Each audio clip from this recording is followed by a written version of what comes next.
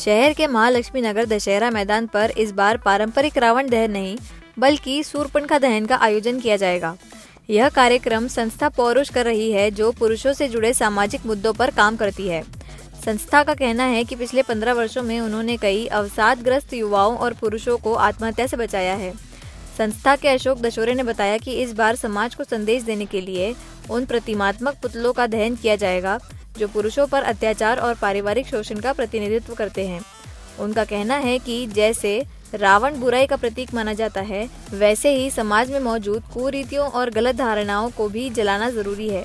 इस आयोजन का मकसद समाज में संतुलन लाना है। यह संदेश देना है कि अन्याय किसी के साथ भी हो, उसका विरोध होना चाहिए।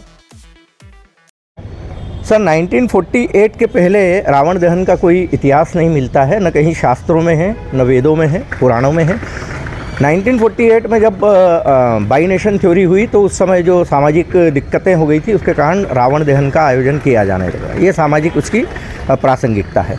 आज 80 साल के बाद में जिस तरीके से कुछ खराब महिलाएं अपने प्रेमियों के साथ में मिलकर के जार कर्म में रत रह करके अवैध संबंधों के कारण अपने पतियों की हत्या कर रही है, पतिहंता हो रही है, और ये बहुत तेज़ी से बढ़ रहा है। तो इसके कारण हम समाज में ये संदेश देना चाहते हैं कि अनैतिकता, अमर्यादित आचरण और संस्कारहीनता के खिलाफ ये सारे भारत में हमारा संदेश है। और इसमें कई नारी संगठन हिंदुस्तान भर के हमारे साथ में जुड़े हुए हैं और कई स्त्रियां इसमें बिल्कुल एक्टिवली पार्टिसिपेट कर रही हैं। रावण को बुराई का प्रतीक कहा जाता है। जी जी। और उसका दहन किया जाता है। जी। तो क्या सूर्पणखा उससे बड़ी बुराई की प्रतीक? जी, कारण ये है कि रावण तो बेगुनाह था। उसने अपने भातृ धर्म का निर्वहन किया। किसी भी भाई की बहन की अगर कोई नाक काट देगा तो निश्चित तौर पर वो युद्ध करेगा ही।